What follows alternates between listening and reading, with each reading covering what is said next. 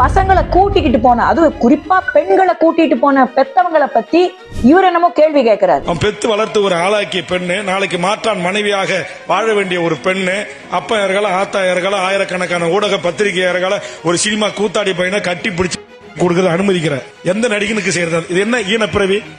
என்ன பேச்சு இதெல்லாம்?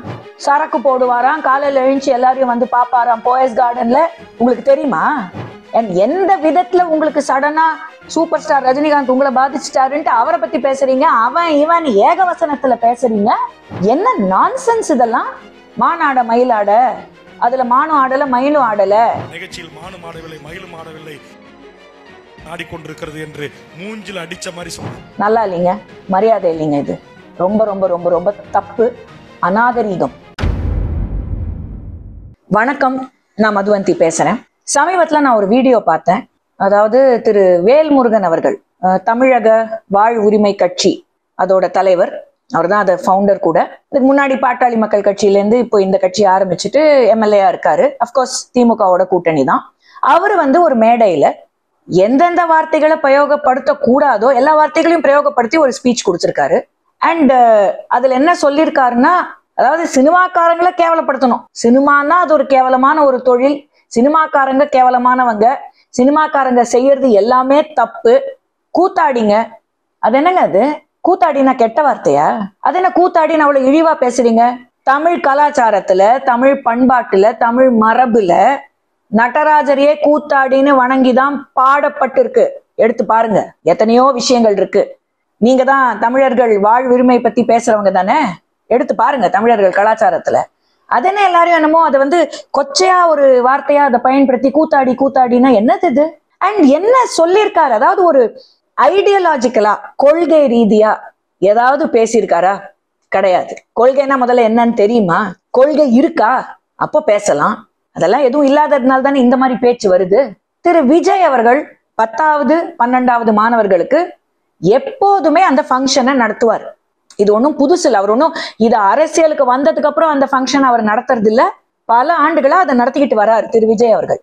அங்க பசங்களை கூட்டிக்கிட்டு போன, அதுவும் குறிப்பா பெண்களை கூட்டிட்டு போன பெத்தவங்களை பத்தி இவர் என்னமோ கேள்வி கேட்கிறாரு திரு வேல்முருகன் அவர்கள். அதாவது நீங்க இந்த மாதிரிலாம் கூட்டு போய் ஒரு கூத்தாடி நடத்துற ஃபங்க்ஷன்ல உங்க பொண்ணுங்களை நீங்க கூட்டு போயிட்டு வர்றீங்க, இப்படி எல்லாம் செஞ்சீங்கன்னா நாளைக்கு உங்க பொண்ணுங்களை யாரு கல்யாணம் பண்ணிப்பாங்க? What is this nonsense?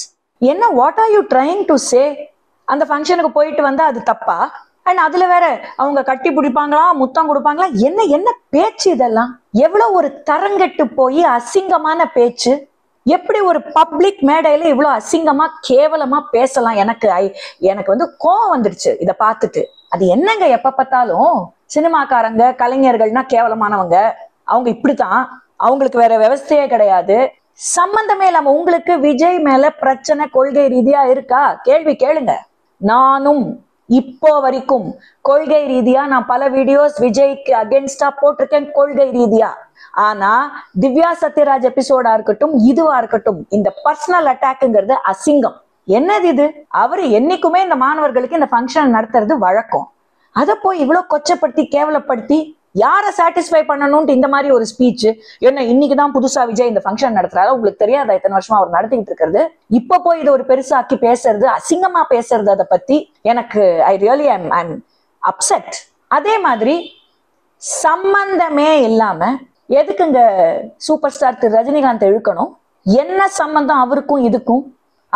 அவர் போயிருக்கிற ஹைட் எல்லாம் நினைச்சு கூட பார்க்க முடியாது. தொடர்ந்து இருக்கட்டும், நினைச்சு கூட பார்க்க முடியாது. உழைப்பால் மட்டுமே உயர்ந்த ஒரு மனிதர், அதுதான் திரு ரஜினிகாந்த் அவர்கள். உங்களுக்கு என்ன தெரியும் அவரை பத்தின்ட்டு நீங்க பேசுறீங்க? என்னமோ சரக்கு போடுவாராம், காலையில எழுந்து எல்லாரையும் வந்து பாப்பாராம் போயஸ் கார்டன்ல. உங்களுக்கு தெரியுமா அவர் என்னெல்லாம் அவர் வாழ்க்கையில அனுபவிச்சிருக்காருன்னு உங்களுக்கு தெரியுமா? இல்ல என்னமே உங்களுக்கு உங்க இஷ்டத்துக்கு நீங்க எதையோ பேசிக்கிட்டு இருக்கீங்க. நல்லா இல்லைங்க, மரியாதை இல்லைங்க. இது ரொம்ப ரொம்ப ரொம்ப ரொம்ப தப்பு, அநாகரீகம். எந்த விதத்துல உங்களுக்கு சடனா சூப்பர் ஸ்டார் ரஜினிகாந்த் உங்களை பாதிச்சிட்டாருன்ட்டு அவரை பத்தி பேசுறீங்க, அவன் இவன் ஏகவசனத்துல பேசுறீங்க. என்ன நான்சென்ஸ் இதெல்லாம்? இது கரெக்டே கிடையாது. நீங்க சொல்றீங்களே திராவிட இயக்கங்கள் தமிழ்நாட்டை வளர்த்தது திராவிட இயக்கங்கள் தான், அது திமுகவோ அதிமுகவோ வாட் எவர் இட் இஸ், 60 வருஷமா நான் இல்லைன்னே சொல்லல.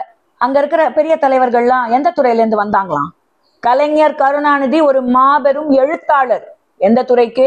மேடை நாடகத்துக்கும் சினிமாக்கும். மக்கள் திலகம் திரு எம்ஜிஆர் அவர்கள் மிகப்பெரிய ஸ்டார் ஹீரோ. புரட்சி தலைவி doctor Jayalalithaa super duper heroine. இதெல்லாம் வேற எந்த துறையா? சொல்லி பாருங்களேன். அவங்களையும் போய் கூத்தாடின்னு தைரியம் இருந்தா சொல்லுவீங்களா? இப்போ துணை முதலமைச்சரே திரைத்துறையில இருந்து வந்தவர் தானே. எல்லாம் மறந்துட்டீங்களா? கூட்டணியில் இருக்கீங்க, எதோ பேசிட்டு இருக்கீங்க. அண்ட் அதுல வேற பெருமையா பேசுறீங்க. ஒரு தடவை நான் வந்து சட்டசபையில கலைஞரை கேட்டேன், மானாட மயிலாட சொல்ல முடியாது என்னால நீங்க சொன்னத. நமிதாவை பத்தி ஃபர்ஸ்ட் ஒரு பெண்ணை பத்தி இவ்வளவு அசிங்கமா மேடையில பேசிட்டு நீங்க அங்க இருக்கிற மகளிருக்கு வந்து நீங்க வந்து போற்றி பாராட்டி பேசுறீங்களா? அங்க இருக்கிற மகளிர் எப்படி சும்மா இருந்தாங்க நீங்க இதை பேசிட்டு இருக்கும் போது எனக்கு இப்போ வரைக்கும் புரியல. எப்படி நமிதாவை பத்தி அப்படி பேசலாம்? அவங்க பொழப்ப பத்தி பேச உங்களுக்கு என்ன அருகதை இருக்கு? அது வேற, அவங்க அரசியல் வேற. அவங்க இப்ப பிஜேபிலயும் இருக்காங்க. அவங்க எந்த கட்சியில வேணாலும் இருந்துட்டு போட்டோம். That is her profession. அதை பத்தி தப்பா பேசுறதுக்கு who gave you the right? How can you talk so badly about a woman? அது ஓப்பனா மைக்ல ஒண்ணு பகிரங்கமா மன்னிப்பு கேளுங்க, இல்லையா ராஜினாமா பண்ணிட்டு போயிட்டே இருங்க. நான் திருப்பியும் சொல்றது இதுதான், தமிழக மக்களே, இந்த மாதிரி மைக்க பிடிச்சுக்கிட்டு கொச்சையா அசிங்கமா பேசுறவங்களோட ஸ்பீச்சஸ் என்டர்டெயின் பண்ணாதீங்க. அங்க ஒரு கும்பல் நின்னுகிட்டு கை தட்டுது, சிரிக்குது. அந்த கும்பலை நினைச்சாதான் எனக்கு இன்னும் கோவம் வருது. இழிவா பேச வேண்டியது எதுக்கு? ஃபர்ஸ்ட் பிரைவேட் விஷயங்கள் எடுத்து பப்ளிக்கா பேசணும். Who gives anybody a right to talk about private lives of people? கொள்கை ரீதியா என்ன வேணாலும் பேசுங்க, எவ்வளவு வேணாலும் கேள்வி கேளுங்க, ஆர்குமெண்ட் நடக்கட்டும், தப்பே கிடையாது. That is healthy. That is ideological points பேசுறதுங்கிறது ஹெல்தி. ஆனா அது என்னது? அது பர்சனல் லைஃபை தொடர்றது, ப்ரொஃபஷனை பத்தி தப்பா பேசுறது, ஒரு பெண்ணை பத்தி தப்பா பேசுவது, இது என்ன இது பழக்கம்? மாண்புமிகு முதலமைச்சரை நான் ரொம்ப ரொம்ப தாழ்மையா கேட்டுக்கிறேன், தயவு செய்து இது என்னன்னு பார்த்து அவரை கூப்பிட்டு நீங்க இதுக்கு ஏதாவது ஒரு ஸ்ட்ராங் ஆக்ஷன் எடுக்கணும். அக்கா கனிமொழி, நீங்களும் இதுக்கு ஒரு ஸ்ட்ராங் ஆக்ஷன் எடுக்கணும். ஏன்னா அவரு உங்க கூட்டணியில தான் இருக்காரு. உங்க கூட்டணியில இருந்துகிட்டே உங்கள் தந்தையை பத்தி தான் இப்படி கொச்சையாவும் பேசியிருக்கிறார் அவர். திருப்பியும் சொல்றேன், தமிழக மக்கள் நீங்க முழிச்சுக்கணும். This kind of talk is venomous, dirty and vicious. Not acceptable at all. வணக்கம். பாரத் மாதா கி ஜெய். By the way, அது பாரத் மாதா, அந்த மரியாதை இருக்கணும்.